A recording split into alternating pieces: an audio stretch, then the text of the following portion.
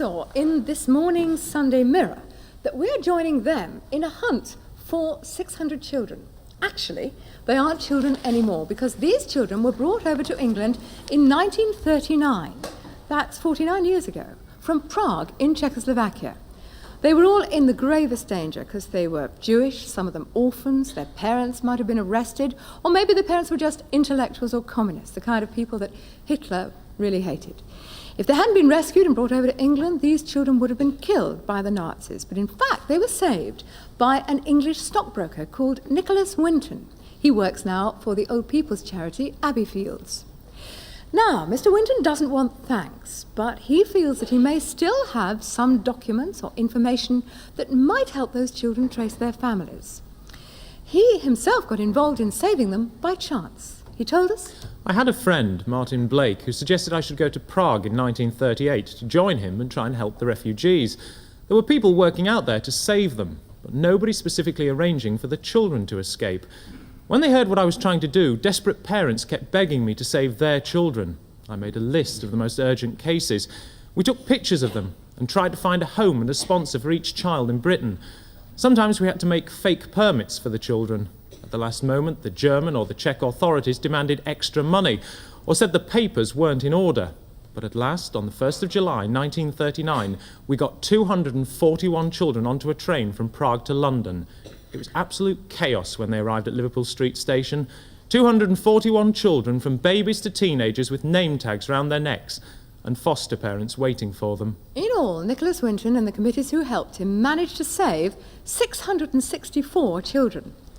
This is his scrapbook. There are all kinds of fascinating pictures in it. Perhaps you can see, this is a picture of Nicholas Winton himself with one of the children he rescued. And here on the opposite page you can see the identification card of one of the little boys whose name's Hans Heinrich Feiger. If you look at the very back of this scrapbook, fascinating things in it, all the letters. But back here you will see is the list of all the children and the foster families who took them in. Mr. Winton told us, My greatest disappointment came in September that year, when 250 children were ready to come over. On the very day they were due to leave, war broke out.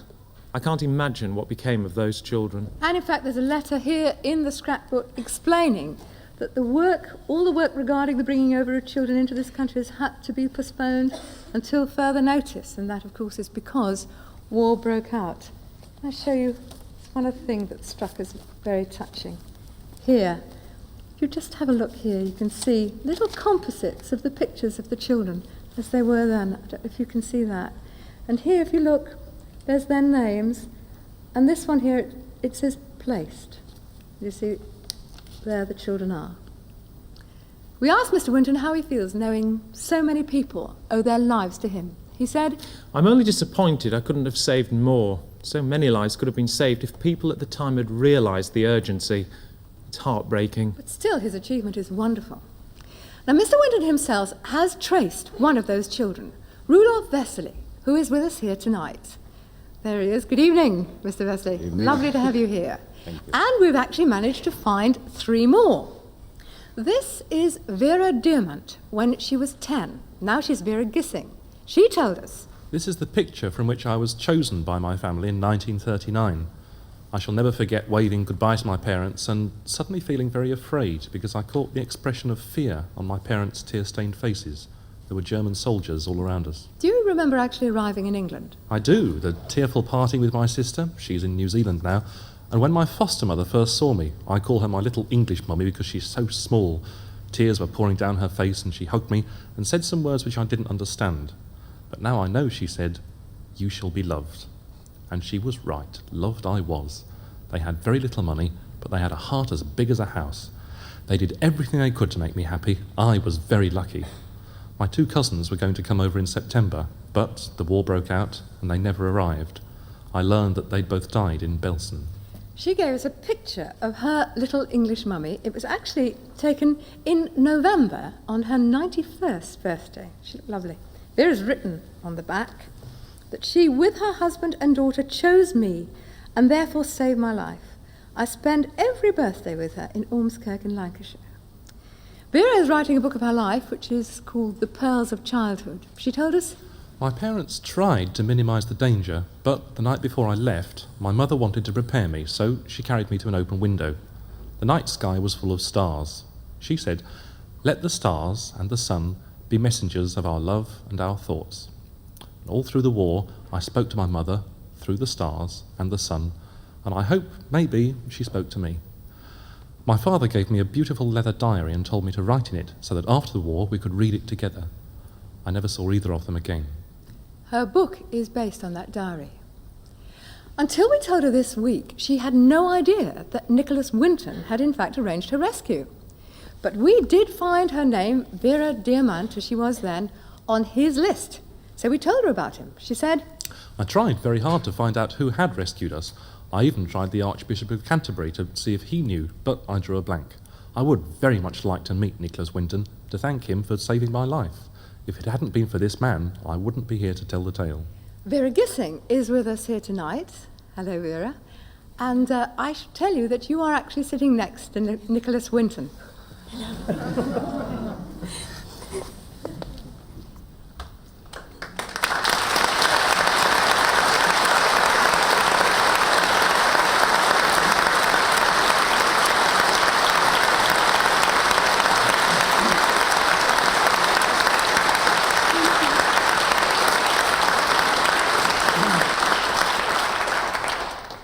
Would you mind hanging on to your handkerchief, because we found two more of those children.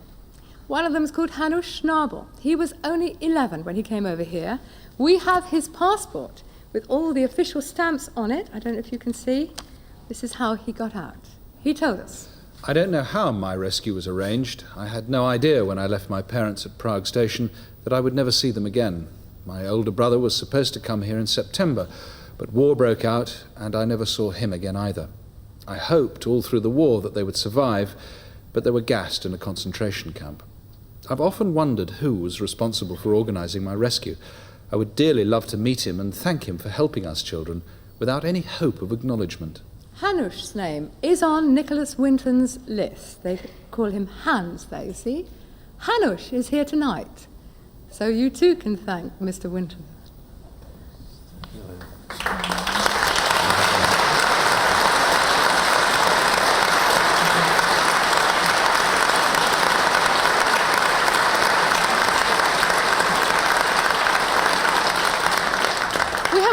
Story for you. Milena Fleischmann. She had to escape when she was 9 with her little sister because her father had helped the author Thomas Mann to escape, so he was on the Nazis' wanted list. She told us. If it was Nicholas Winton who helped me to escape, my sister and my cousin with me, then I would be honoured to meet him, to thank him.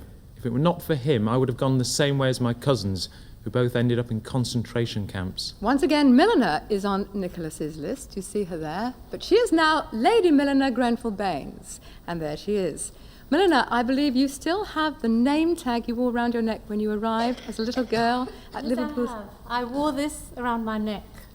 And this is the actual pass that we were given to come to England. And I'm another of the children that you saved.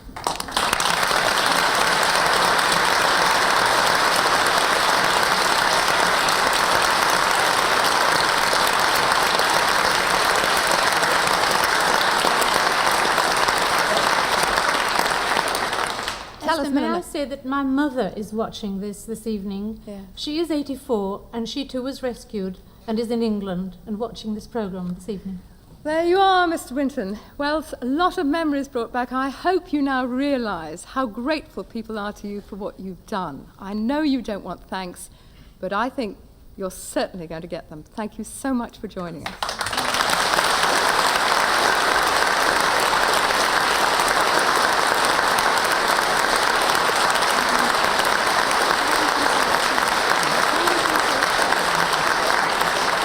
Back in February, we told you about Nicholas Winton, who's here with us tonight.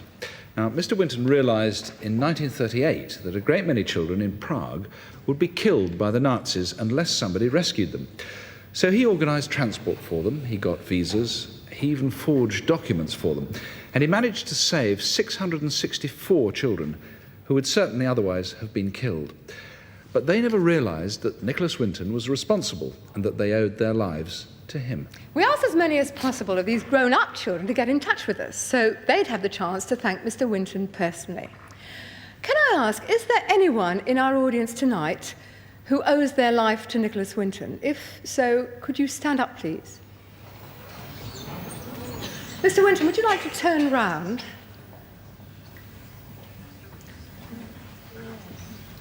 You'll have the chance to meet these people properly after the programme. In the meantime, Mr. Winton, on behalf of all of them, thank you very much indeed.